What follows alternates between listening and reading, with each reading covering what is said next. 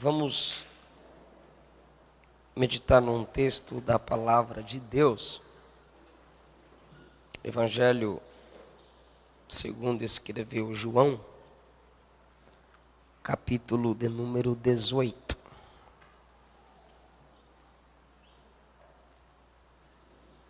Evangelho segundo escreveu João, capítulo de número 18.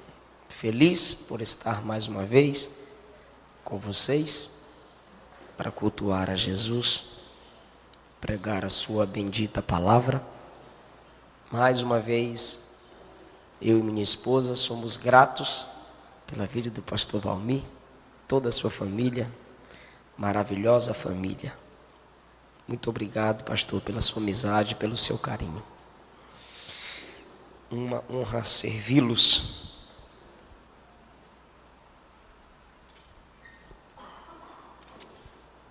João 18, versículo 1 a seguir. Tendo dito estas coisas, Jesus saiu com seus discípulos para o outro lado do arroio de Cedron, onde havia um horto, no qual entrou com seus discípulos. E também Judas, aquele que o entregaria, conhecia aquele lugar, porque muitas vezes Jesus se reunia ali com seus discípulos. Então Judas, depois de ter recebido da corte uma companhia de soldados e os ministros dos príncipes, dos sacerdotes e dos fariseus, chegou ali com lanternas, tochas e armas. Jesus, porém, sabendo tudo o que lhe havia de suceder, adiantou-se e perguntou-lhes: a quem buscais? E responderam-lhe: a Jesus o Nazareno. E Jesus lhe disse: eu sou. E também estava com eles Judas, aquele que o traía. E quando Jesus lhe disse: eu sou, recuaram e caíram por terra. Então tornou a perguntar-lhes: a quem buscais? E eles responderam: a Jesus o Nazareno. Respondeu Jesus: já vos disse que eu sou.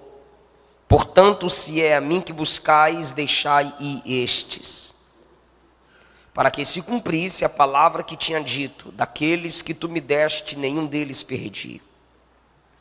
Então Simão Pedro, que tinha espada, desembainhou-a e feriu um servo do sumo sacerdote, cortando-lhe a orelha direita. O servo se chamava Malco. Mas Jesus disse a Pedro: mete a tua espada na bainha.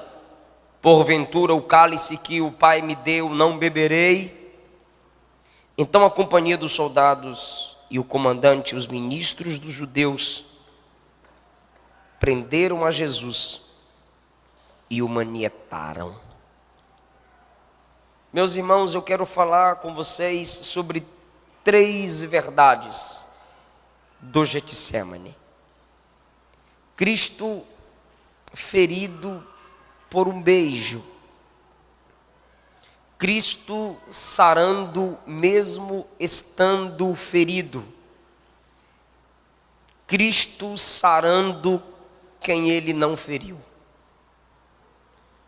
Cristo ferido por um beijo. Cristo sarando mesmo ferido. E Cristo sarando quem ele não feriu. O Evangelho segundo escreveu Mateus. O Evangelho segundo escreveu Lucas. Narram que Jesus chama 3. Um deles já havia se retirado, que era Judas. Sobraram 11. Jesus chama os discípulos e os 11 vão seguindo-o, após terem cantado um hino, diz a Bíblia, quando Jesus já havia identificado diante de todos os discípulos, quem era o traidor. Naquele momento, Jesus chama os seus discípulos, capítulo 26 do Evangelho segundo escreveu Mateus, versículo 36, ele disse: eu vou ali orar, e assentai-vos aqui.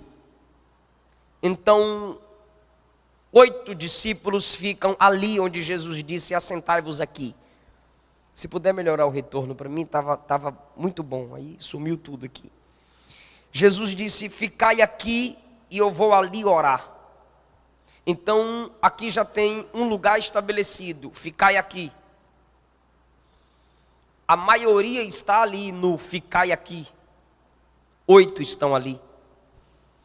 O versículo 37 diz: tomando consigo a Pedro e os 2 filhos de Zebedeu, Tiago, João, começou a entristecer-se e a angustiar-se grandemente. Então já um segundo lugar estabelecido. O primeiro lugar estabelecido é onde estão 8. Ficai aqui, que eu vou ali orar. E quando ele está indo orar, ele chama 3. Pedro, Tiago e João, e diz: venham comigo, porque a minha alma está angustiada. Pedro, Tiago e João viram a pesca maravilhosa. Pedro, Tiago e João viram a ressurreição da filha de Jairo. Pedro, Tiago e João subiram com ele no Monte da Transfiguração. A palavra transfigurar significa mostrar o que é por dentro. Eles tiveram um vislumbre do Cristo glorificado além do véu da sua carne.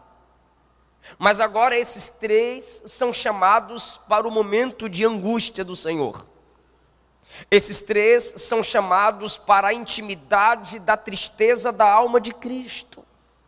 Um segundo lugar é estabelecido, o lugar da angústia. O primeiro é onde se está a maioria, 8 ficaram ali. Esses 3 virão com Jesus a um segundo lugar. E ele lhes disse no versículo 38, ficai aqui, porque a minha alma está triste até a morte. Ficai aqui e vigiai comigo. 39, adiantando-se um pouco mais, há um terceiro lugar estabelecido. O primeiro lugar é onde está a maioria, 8. O segundo lugar é onde ele estabeleceu os 3. E disse: ficai aqui, vigiai comigo, orai comigo. E o versículo 39 diz: adiantando-se um pouco mais, prostrou-se com o rosto em terra e orando disse: meu pai, se é possível, passa de mim este cálice. Essa é uma oração como qualquer um de nós poderíamos fazer. Mas a oração bíblica, em concordância com a vontade de Deus, é concluída: mas não seja como eu quero, senão como tu queres. Há 3 lugares estabelecidos, como se estivéssemos aqui o tabernáculo da oração. O tabernáculo da intimidade, a maioria sempre no átrio. Alguns que conseguem participar do sofrimento de Cristo no santo lugar. Ele, sendo o sumo sacerdote em obediência perfeita, ele sempre está no terceiro lugar, onde poucos conseguem entrar, mas através da cruz, ele convida toda a sua igreja para essa intimidade da oração. Naquele momento que Jesus está orando, ele se isola. Jesus é ferido por um beijo.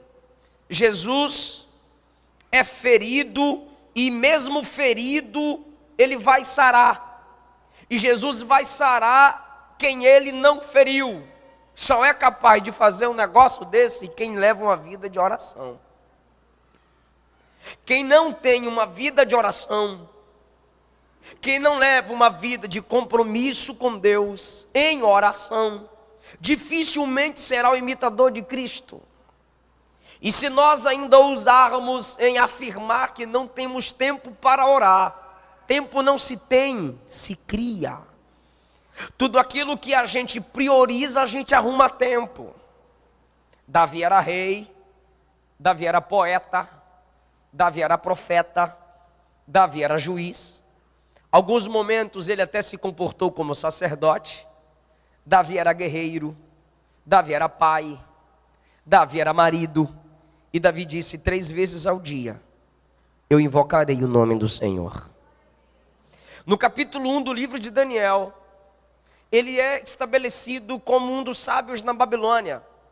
Capítulo 2, ele é o líder dos sábios. Capítulo 4, ele é conselheiro do rei. Capítulo 5, ele é o 3º governador na Babilônia. Capítulo 6, já é outro império, Medos e Persas. E a Bíblia Sagrada diz que Dário pensava em constituí-lo como 3º governador. Agora é interessante, no meio de 120 homens, Daniel estava sendo escolhido, e dentre esses 3, Daniel foi colocado entre os 3 melhores dos 120. E a Bíblia Sagrada diz que o rei pensava constituí-lo acima de todos. E mesmo com tantas obrigações, a Bíblia diz que Daniel orava 3 vezes ao dia. A Bíblia diz que Jesus passava a noite orando. Antes de andar sobre as águas, Jesus orou. Antes de escolher quem seria os apóstolos, Jesus orou. Antes que Pedro desse a resposta: tu és o Cristo, o Filho do Deus vivo, Jesus orou. Antes de ir para a cruz, Jesus orou. Na cruz, Jesus orou. E hoje, assentado à direita de Deus, a Bíblia diz que Ele está intercedendo por nós. O princípio da oração, para sermos semelhantes a Cristo, é de vital importância. Quando Jesus está ali no lugar da oração, no lugar da entrega, porque Ele submete sua vontade ao Pai no Getsêmani. Na cruz está o sacrifício, mas no Getsêmani está a obediência. Não seja feita a minha vontade, mas a tua. Não como eu quero, mas como tu queres.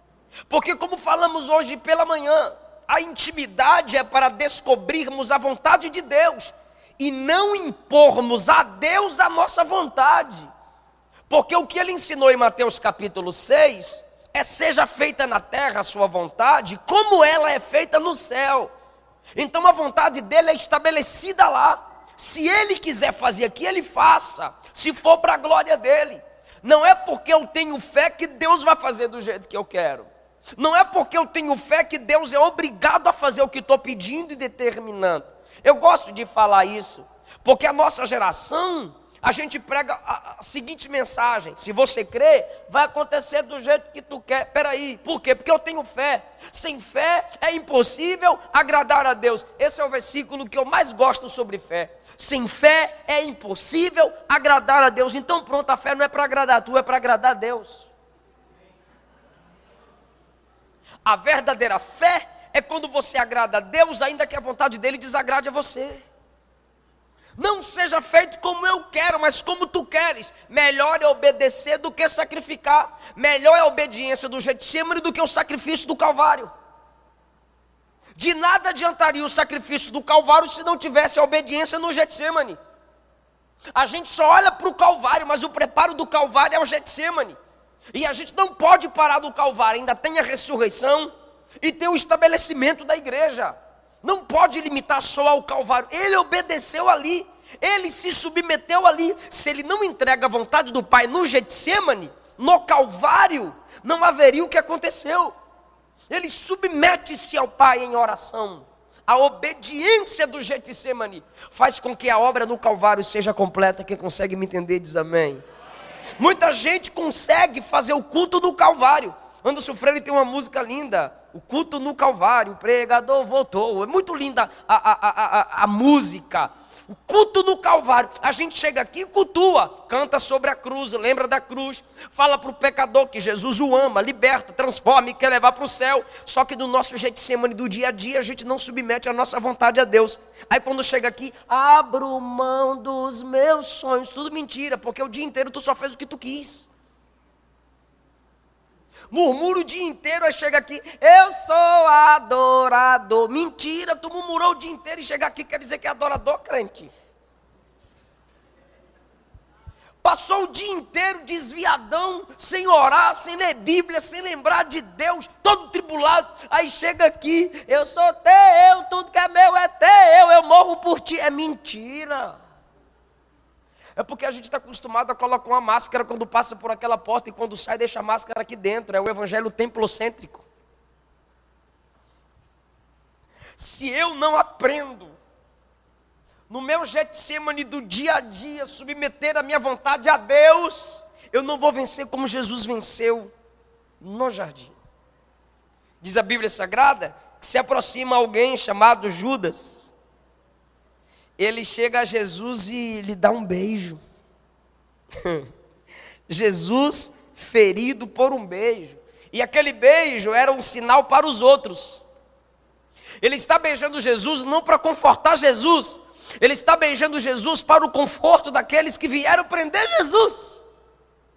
Repito, ele não está beijando Cristo para sarar a alma de Cristo, porque um beijo pode sarar a alma de alguém. Ele não está beijando Cristo para o conforto de Cristo, não. Ele está beijando Cristo para o conforto dos outros. Acesso desperdiçado. Ele tem acesso a Cristo, mas ele usa esse acesso para dar a outros acesso a Cristo, para que Cristo seja preso. Existem pessoas desperdiçando o acesso que tem a Deus. Existem pessoas como Judas desperdiçando a intimidade que tem com Deus. Porque beijo é coisa de quem está perto. Jesus deu acesso a esse camarada. E ele usa o acesso que tem a Deus, a Cristo, para facilitar a prisão desse Cristo.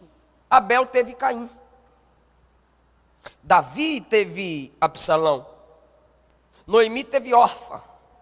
Daniel teve os caldeus. Paulo teve o Alexandre, latoeiro. Cristo teve Judas. O beijo que pode sarar, fere. O beijo de Judas fere mais do que o cravo que o soldado enfia nas mãos de Jesus. Por quê? Porque Judas é amigo. O beijo é algo prazeroso, mas o prazer que vem de Satanás já era terror. É melhor sofrer angústia com Cristo do que o beijo do diabo. Agora eu lhe digo, todos nós, na nossa caminhada, temos a possibilidade de termos um Judas. Alguém diz, sangue de Jesus tem poder, está amarrado, está repreendido. Irmão, o Judas pode fazer o mal a você, mas é você que decide se ele vai te tornar tão mal quanto ele é. Alguns pegaram, outros estão voando, eu vou repetir. O Judas pode fazer o mal a você, mas é você que decide se ele vai te tornar tão mal quanto ele é. Por que você é ruim? Porque muita gente foi ruim comigo. Por que você é mal? Porque muita gente foi mal comigo.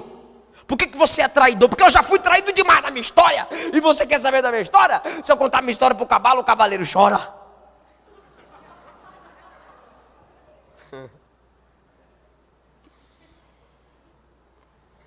É melhor ser traído do que trair.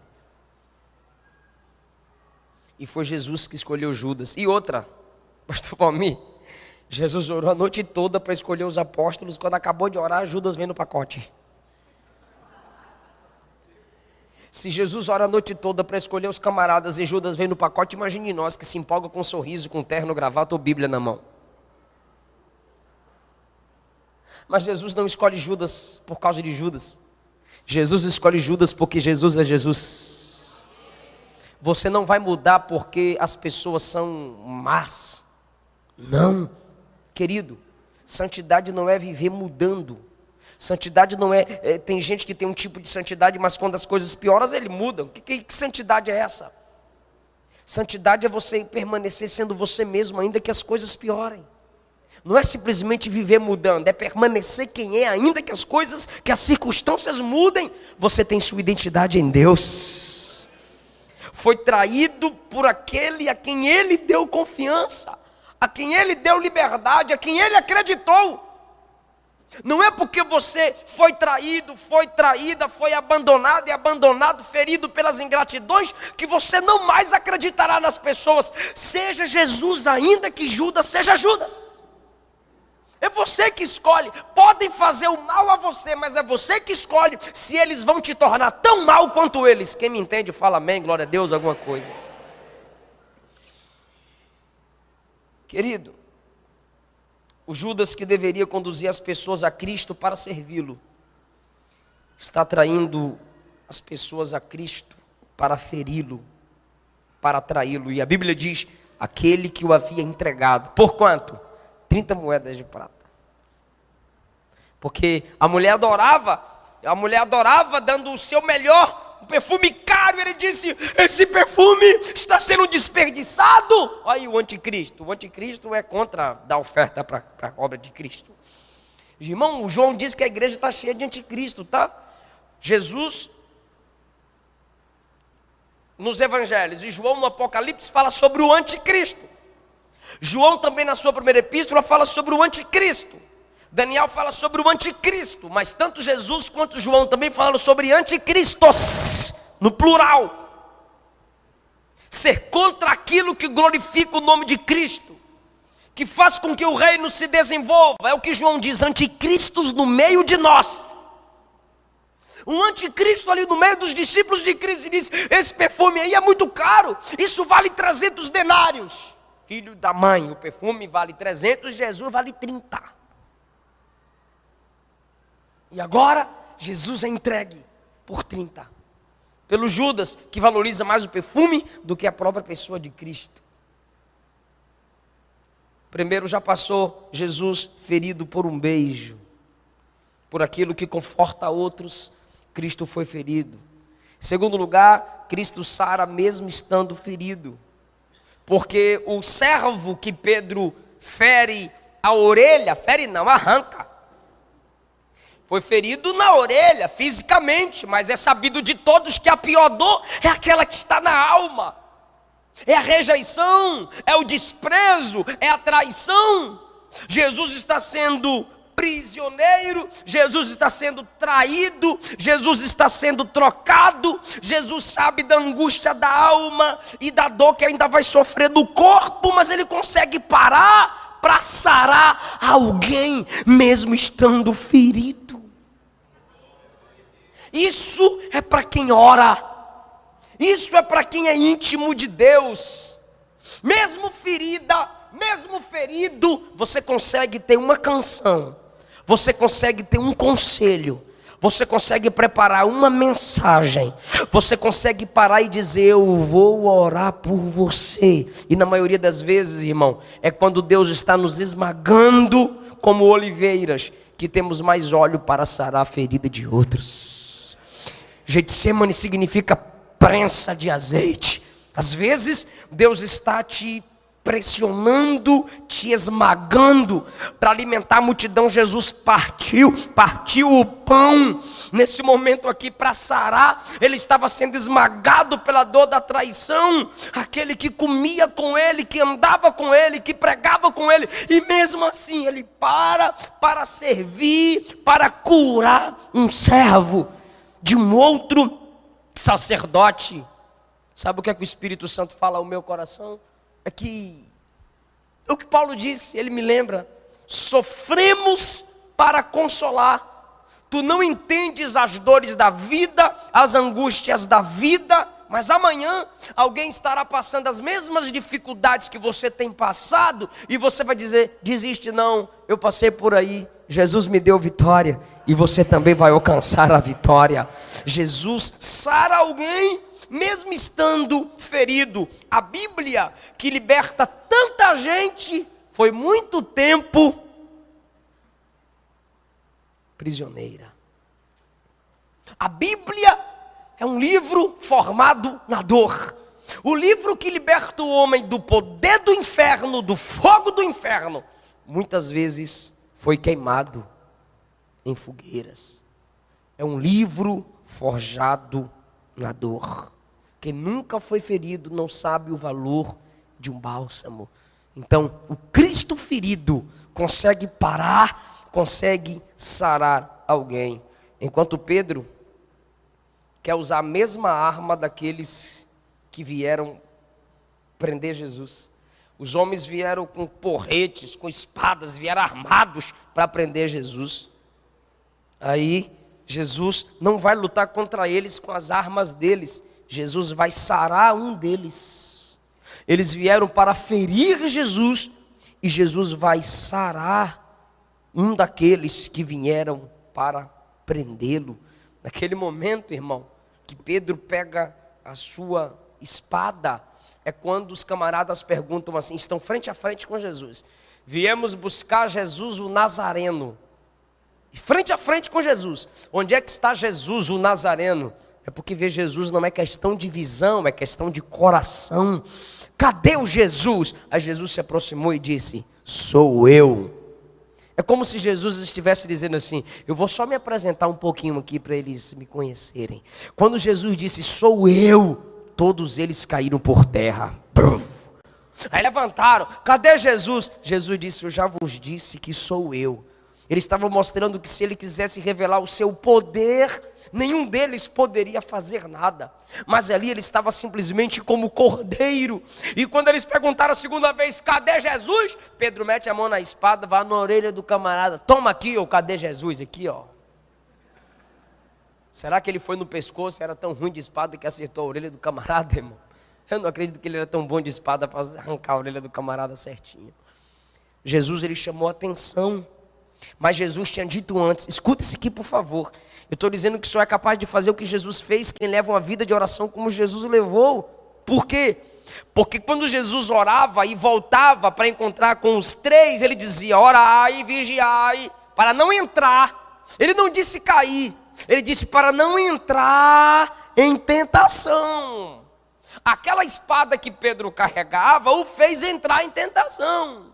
Agora, ele entra na tentação de querer proteger Cristo com suas armas, com o seu braço carnal. Ele pega a espada e fere. Aí Jesus então olha para Pedro e diz assim, Pedro, eu tenho que beber o cálice que meu pai determinou.